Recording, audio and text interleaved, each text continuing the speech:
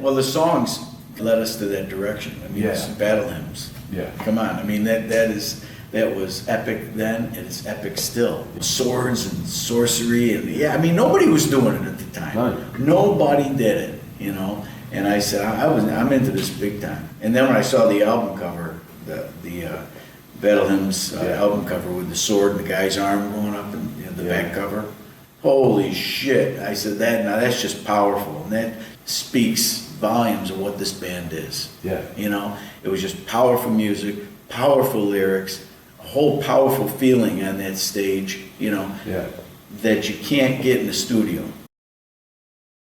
Obviously the band got dropped. It didn't feel like things were going your way, but but maybe when Scott joined and I don't know how important was that lineup. I thought it was the end. I thought, okay, we got dropped. Here we go. We're going south again. Here it goes. Another band going south. I figured, well, at least I got an album out. Yeah. That's cool. At least I got an album out.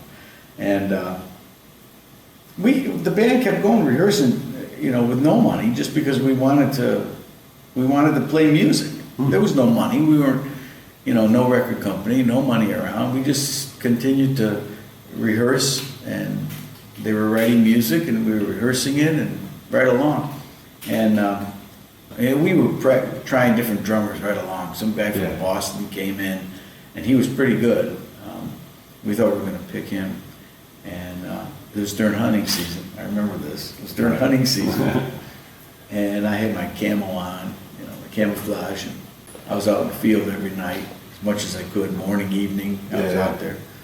And Joey called me, I was in my tree stand, he called me, he said, we got a rehearsal tonight with some guy, one more rehearsal. I said, oh man, it's you know, another tryout. I said, who's this guy? He said, his name is Scott Columbus, he's from Woken. I said, Woken? I said, the town holds, what does it hold, 15 people? I said, Scott Columbus, I never heard of him. And he said, no, he's supposed to be a pretty good drummer. As, you know, some girl I know, he was talking to some chick who knew Scott, got him into the... So I said, okay, let's do this, no problem.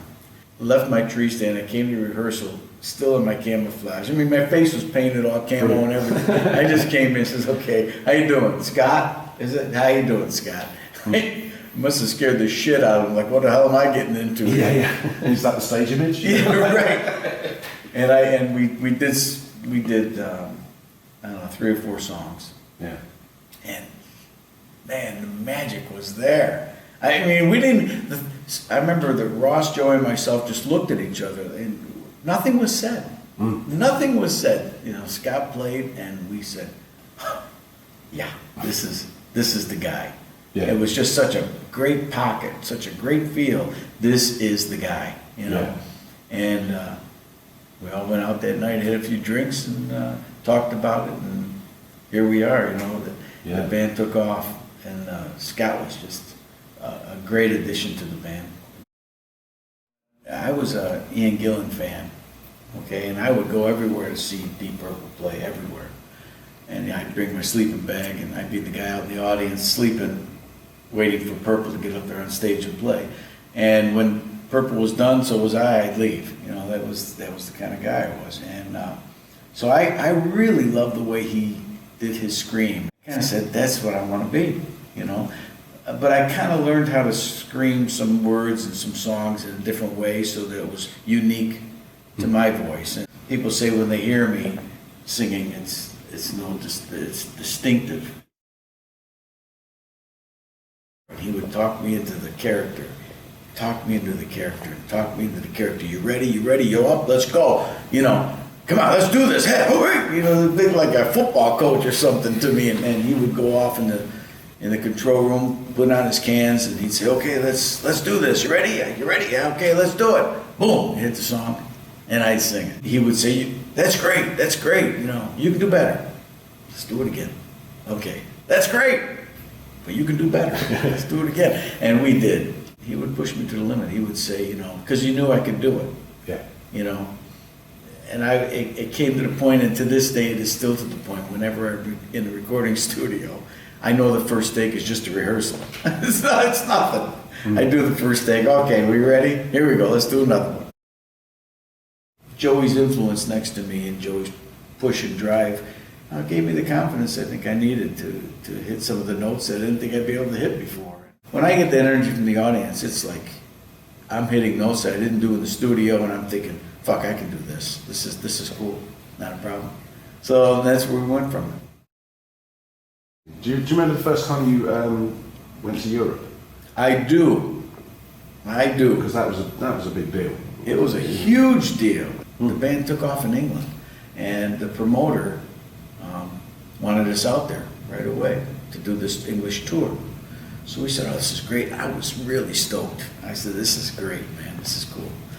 And we had a show rehearsed. We were ready to go. Got in the plane, and before the plane took off, we got called off the plane. The promoter's sister got in a car accident, died. He canceled the tour, and we got off the plane. I'm thinking, what the fuck? I mean, really, is this how life is? I mean, one kick in the ass after another, you know? This kind of sucks. You know, he rescheduled the thing, and I was glad he did. He rescheduled the tour, and we ended up flying to England. When we played the Hammersmith, I remember that was the first sold-out show we had. And I was backstage, and I'm thinking, yeah, okay, this is good, this is good. And I remember going out on that stage, and I was in a different place, man. I was in a different place. I just sang the song.